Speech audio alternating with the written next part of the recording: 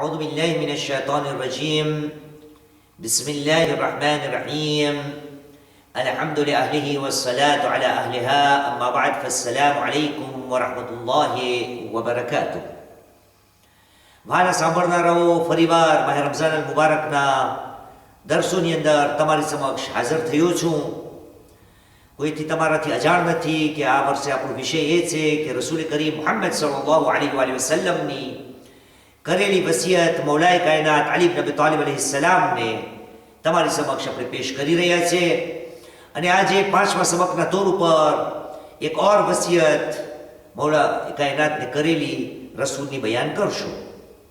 રસૂલ કરીમ આ હદીસની અંદર વસિયતની અંદર મૌલાએ કાયનાતને આ પ્રમાણે ઇરશાદ ફરમાવે છે, કહ્યું, યા અલી, أي علي أربع من كنا فيه بنى الله له تعالى بيتا في الجنة.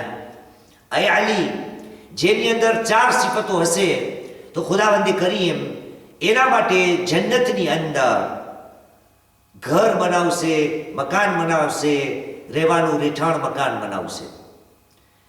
આપણે આ જોઈએ કે ચાર વસ્તુ કઈ છે. રસૂલે પહેલી સિફત બયાન કરી, કહ્યું મન આવલ યતીમ, જેણે યતીમને સહારો આપ્યો.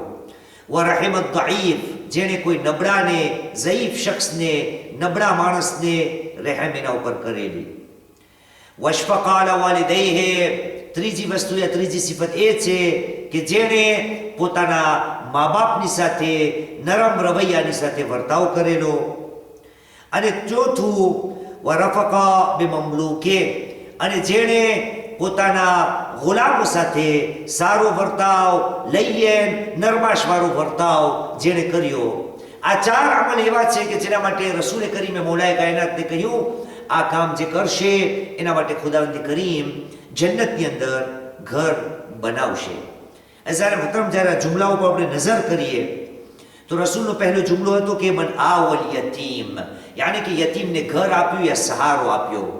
આપણે બધાને ખબર છે કે આ જ શબ્દોને ખુદાવંદ કરીમે ખુદ રસૂલ કરીમ મુહમ્મદ સલ્લલ્લાહુ અલૈહિ વસલ્લમ માટે કુરાન મજીદમાં એનો વપરાશ કર્યો છે. અને સૂરે દુહા જે કુરાન મજીદનો 93મો સૂરો છે અને આયતનું નિશાન 6, એમની અંદર ઇરશાદ રબ્બુલ ઇઝ્ઝત થઈ રહ્યો છે. ખુદાએ કહ્યું, બિસ્મિલ્લાહિર રહેમાનિર રહીમ, અલમ યજિદકા યતીમન ફઆવા. એ મારા હબીબ, શું તમને યતીમીની હાલતમાં અમોએ નહોતા જોયા અને ત્યાર પછી અમોએ તમને યા એવણે તમને આવા યાની કે પનારો યા સહારો આપ્યો. તો યતીમ માટે અઝાની મુહતરમ માહ રમઝાન મુબારકનો મોકો પણ છે. રસૂલ કરીમના ખુતબાની અંદર અવારનવાર રસૂલે યતીમો માટે ભાર આપ્યો છે. અને આ મોકા ઉપર રસૂલ કરીમની એક હદીસને આપણે યાદ દેવરાવીએ કે રસૂલ સહાબીઓના બઝમમાં બેઠા હતા અને રસૂલે આ પ્રમાણે કથન બયાન કર્યું, કહ્યું, એ લોકો સાંભળો, અના વકાફિલુલ યતીમ કહાતૈન ફિલ જન્નહ. એ લોકો જે યતીમનો ખ્યાલ રાખશે, યતીમની પરવરિશ કરશે, એ અને હું આ પ્રમાણે હશું જન્નતની અંદર. યાની કે બંને પડોશમાં હશે, જે પ્રમાણે બે આંગળીનો ઇશારો રસૂલે કરીમે કર્યો. તો અઝાને મુહતરમ આ મહિનો માહ રમઝાન અલ મુબારકનો છે, એમાં યતીમોનો ખ્યાલ આપણા નજરથી ન ચૂકી જવો જોઈએ. અને દુનિયાભરની અંદર સંસ્થાઓ છે, આપણા મરાજા કિરામ છે કે જે યતીમોનો ખ્યાલ રાખે છે, એમની અંદર મને ને તમને થોડો ભાગ પણ લેવો જોઈએ, જેથી કરીને આ પહેલી નસીહત અને વસિયત રસૂલની એને આપણે અમલી રૂપ દઈ શકીએ. ત્યાર પછી મૌલાએ કાયનાતને આ કરેલી વસિયત તો આપણે એ પણ જોઈ શકીએ છીએ કે ખુદ અલી અલૈહિસ્સલામે આના ઉપર કેવી રીતે અમલ કર્યો. ટૂંકમાં એક વાક્યો બયાન કરી દો. તારીખની અંદર મળે છે કે મૌલાએ કાયનાત અને કંબર રસ્તામાં જઈ રહ્યા હતા તો નાના નાના બાળકો, યતીમોનો અવાજ કાનમાં આવ્યો, જે ભૂખ્યા હતા, તરસ્યા હતા, પ્યાસા હતા અને રડી રહ્યા હતા. જ્યારે મૌલાએ કાયનાતને ખબર પડી કે આ યતીમો છે, મૌલાએ ઘરે આવ્યા, ખોરાક લાવ્યા, બધાને ખવડાવ્યા, બચ્ચાઓને ખવડાવ્યા અને ત્યારબાદ ઘરે જવા પહેલા મૌલાએ બચ્ચાઓ સાથે રમવા લાગ્યા. કંબર આ જોઈને અચંબ પામ્યા. કહ્યું, મૌલા, આપણે આવીને આલો બચ્ચાઓને ખવડાવ્યો તો સહી, પણ મને સમજ એ નથી પડતી કે તમે આ બચ્ચાઓ સાથે શા માટે ખેલકૂદની અંદર પણ મસરૂફ થઈ ગયા છો. તો મૌલાએ કાયનાતનો જવાબ હતો, એ કંબર, જ્યારે મેં આ બચ્ચા ઉપર નજર કરેલી હતી તો એમની જિંદગીની મેં બે હાલતને જોઈ હતી. એક એના ભૂખો પ્યાસની જે પુકાર હતી એ મારા ધ્યાનમાં હતી. બીજું એ લોકોના આંસુ હતા, જે રડતા હતા. આપણે ખાવાનું ખવડાવીને એ લોકોના પેટનો જે સહારો હતો એનો બંદોબસ્ત કરી લીધો, અને આ બચ્ચાઓના આંસુને મેં જોયા તો એ આંસુને હટાવવા માટે હવે હું એમની સાથે રમી રહ્યો છું. હા અઝીઝાન મુહતરમ, તમે જોયું મૌલાએ કાયનાત કઈ રીતે આ યતીમો સાથે વ્યવહાર કરતા હતા. અને રસૂલ કરીમે એક બીજી હદીસ યાદ અપાવી દઉં. આપનું એક કથન છે કે આપે કહ્યું, ઇન્ન ફિલ જન્નતિ દારન યુકાલુ લહા દારુલ ફરહ. એ લોકો ખરેખર જન્નતની અંદર એક ઘર છે, જે ઘરનું નામ છે દારુલ ફરહ, યાની કે ખુશીનું ઘર. લા યદખુલા ઇલ્લા મન ફરહ યતામલ મુમિનીન. આ ઘર ની અંદર કોઈ દાખલ નહીં થઈ શકે સિવાય એ કે જે મોમિનોના યતીમોને ખુશ કરશે. એટલે અઝાને મુહતરમા વસિયતની અંદર પહેલો અમલ હતો મન આવલ યતીમ. અને એક બીજો પણ મોકો છે આપણી જિંદગીમાં કામ આવી જાય. ઘણાનો કોયડો હોઈ શકે કે એમ છે. રિવાયતોની અંદર છે કે કોઈ શખ્સ રસૂલ કરીમ પાસે આવ્યો શિકાયતની સાથે કે યા રસૂલ, મારું દિલ બહુ કઠણ છે, મારું દિલ નરમ નથી, તો હું શું કરું?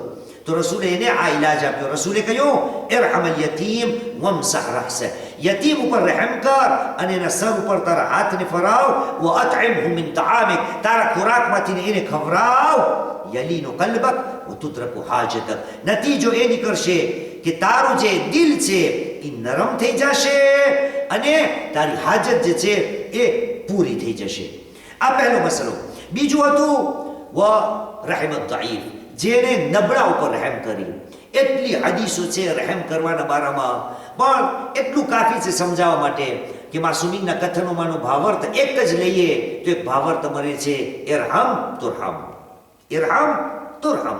ऐ बंदा रहम कर, तारा ઉપર રહેમત કરવામાં આવશે. બીજા ઉપર તું દયા કર, તારા ઉપર દયા કરવામાં આવશે. એટલે અલીને રસૂલે કરીમે વસિયત કરી કે એ અલી, નબળો જે હોય એના ઉપર તું રહેમ કરજે. ત્રીજી વસિયત હતી મન અશફક અલા વાલિદૈ, જેને નરમ મિજાજની સાથે, સારા વર્તાવની સાથે મા બાપ સાથે વર્તાવ કર્યો.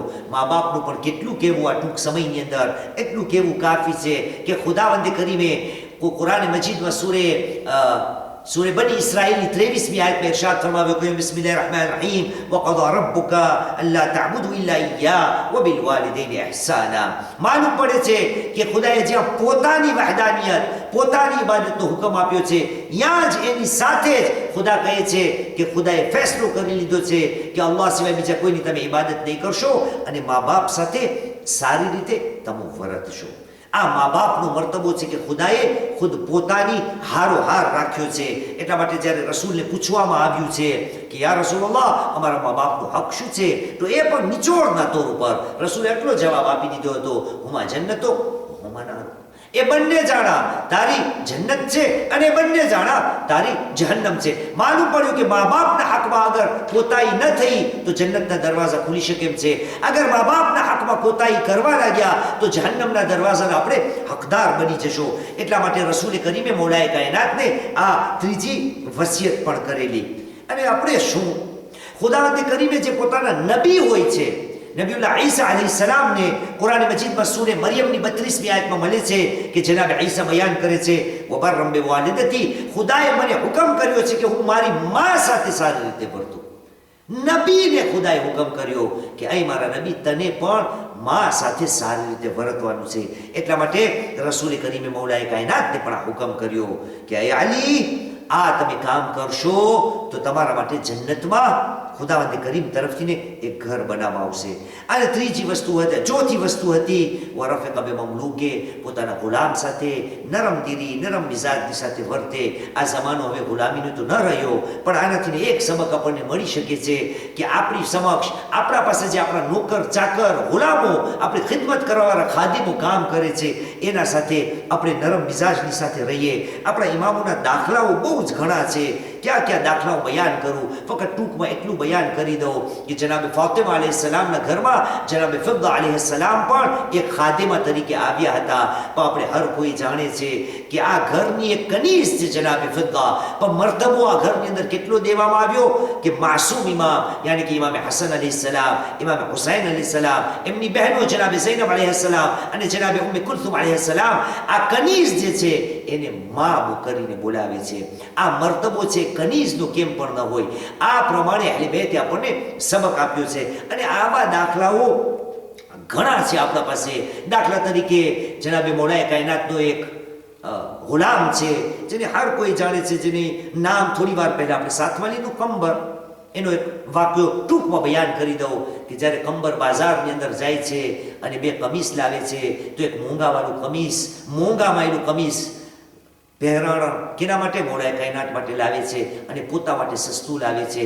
જ્યારે આવી જાય છે તો મૌલાએ કાયનાત કહે છે, એ કંબર તમે જવાન છો એટલા માટે તમને મોંઘા કપડાં શોભે, હું ઝયીફ, હું મારી ઉંમર વધી ગઈ છે એટલા માટે હું સસ્તું પહેરીશ. આ માલિક છે, આ નોકર છે. આ તમે જો માલિક કઈ રીતે નોકર સાથેનો વર્તાવ કરે છે. અઝાને મુહતરમ, ખુદાની બારગાહમાં આપણે દુઆ કરે કે આ કરેલી વસિયત રસૂલની જે મૌલાએ કાયનાતની છે એ આપણે અમલી રૂપ લાવે, જેથી કરીને આપણા માટે ખુદાવંદે કરીમ પણ જન્નતની અંદર એક ઘરને બનાવી દે.